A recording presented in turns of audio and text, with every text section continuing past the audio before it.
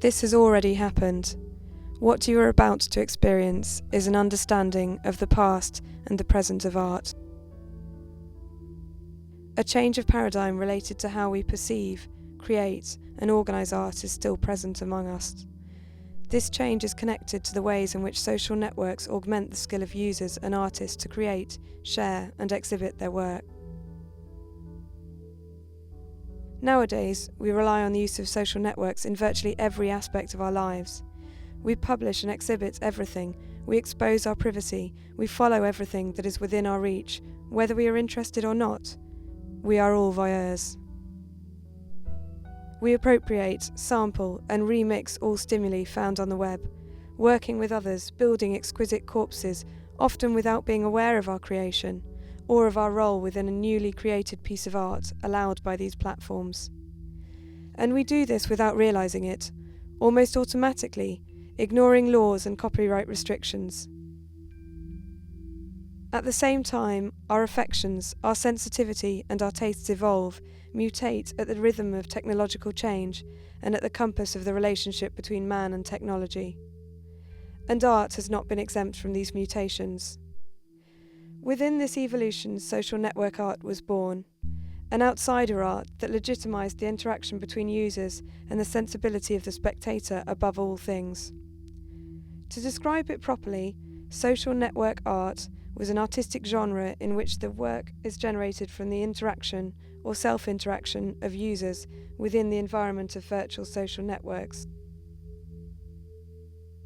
This definition did not differ greatly from other artistic concepts, such as new media art or performance art, with the exception that it placed emphasis on the means of expression or the social network in which the art is displayed, considering it to be an essential requirement and fundamental to the work of art itself. Facebook, Google+, Hi5 and MySpace, amongst others, serve as examples of networks that support this kind of interaction. The history of social network art started in the first decades of the 21st century, when the artistic qualities that resulted from the interaction or self-interaction or collaboration between members of virtual social networks gained recognition. Artists linked conceptual art and neo-conceptualism movements, as well as art theorists who specialised in the artistic vanguard of the beginnings of the 20th century, like the Fluxus movement, began to point out the characteristics of this new genre. All social network art, regardless of the social network utilised, required three integrated elements that made up the artistic work: a publication, or post, at least one comment generated as a result of this post, response, and the action of marking these elements, works, as art, artistic designation, by means of some type of identifying symbol. The act of exhibiting this combination within a social network allowed the piece to have a similar effect to that of an exhibition within a regular artistic circuit, thus validating its status. The application, "This is art," was utilised for the artistic designation. This application was conceptualised by the art theorist Stuart Malvin with the purpose of investigating the possibilities of interactive art and technology. A later prototype was inserted in the base code of the Facebook platform, which then spread to other networks, each one of which developed their own application symbol, giving rise to the social network art. In the beginning, the application served exclusively to identify artistic content in virtual environments. However, diverse theorists and artists did not delay in defining a new genre, based on the possibilities of collective creativity within social networks. An art in which whoever designates the posting as art becomes the social network artist. The only requirement for someone to become a social network artist was their emotional response. Of course, social network art depended entirely on the viewer's sensitivity or emotional response to the stimuli posted. 99.9% of the stimuli found in social networks could be just banal interactions, but there's a chance that the remaining 0.01% is feasible to be considered art by some users. It is in that 0.01% that the social network art found its niche.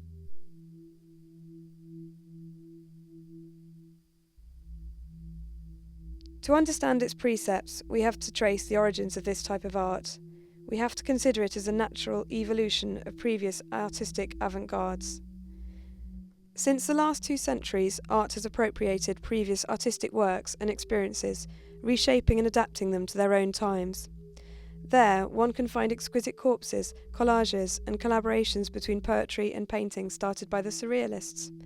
There, one can find Duchamp's ready-made technique, Joseph Beuys's considering that art is only sensible thinking, or the appropriation movement, which has remained in force for decades and has survived to this day as a constructive force in art. Building on all these previous traditions is where social network art finds its roots. An artistic movement enhanced by the interactive possibilities of social networks, a movement that epitomises collaboration between users, and that manifests itself in the artist as aggregator, in an era where remix thrives on using appropriated work, but unlike postmodernism, it takes appropriation as a given, as Van Ellis stated. History has demonstrated that anything goes in art, and new technologies extend the validity of social network art, even to amateur creators without technique, but not amateurs in a pejorative sense, but in the sense that Lawrence Lessig was referring to when saying that a different class of amateur creators that digital technologies have also enabled bring a different kind of creativity as a consequence. Social networks are the tool. They help to evolve, to react. People are constantly using all stimuli available on the web, transforming them, interacting with them, sharing them. And without being aware, sometimes they are creating art.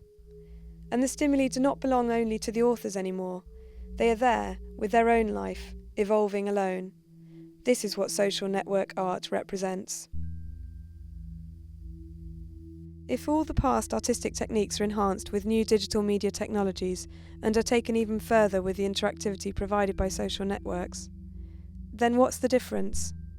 What's the difference between appropriationism and sampling and remixing, between exquisite corpses and the collaboration on social networks, between intervention and our daily comments on social networks, comments that make us part of pictures, videos, and other visual stimuli almost in the sense that Barthes referred to in his Camera Lucida. So what's the difference?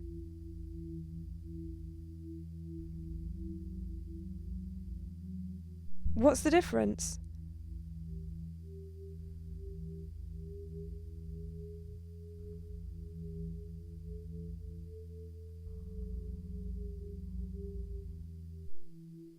What's the difference?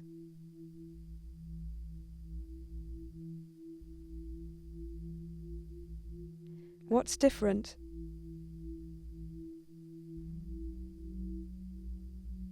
Where do you place yourself?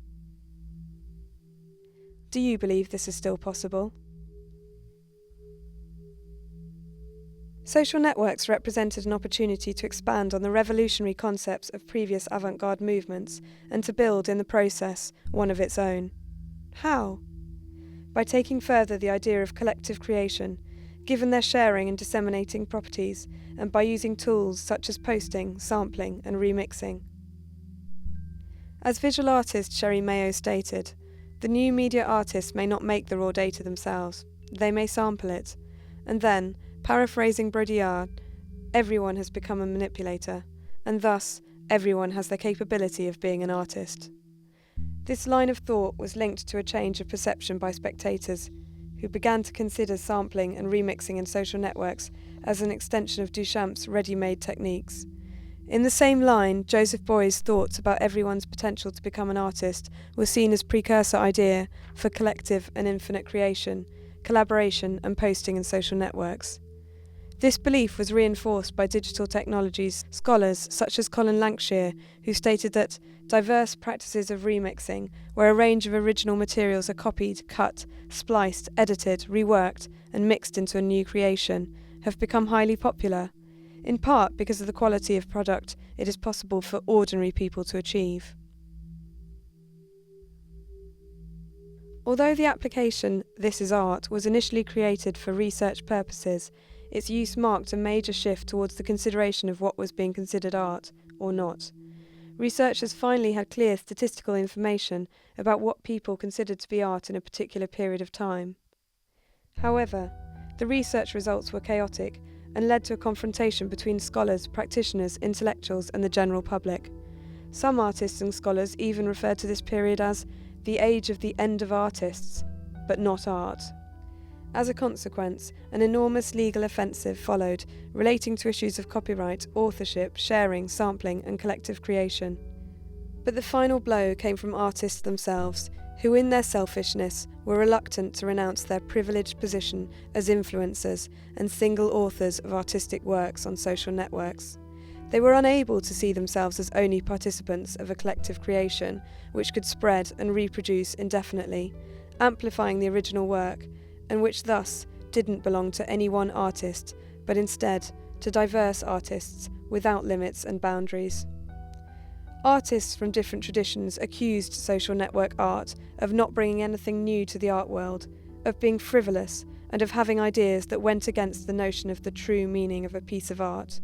They accused this movement of only causing confusion and chaos amongst spectators, the art establishment, and the artistic market.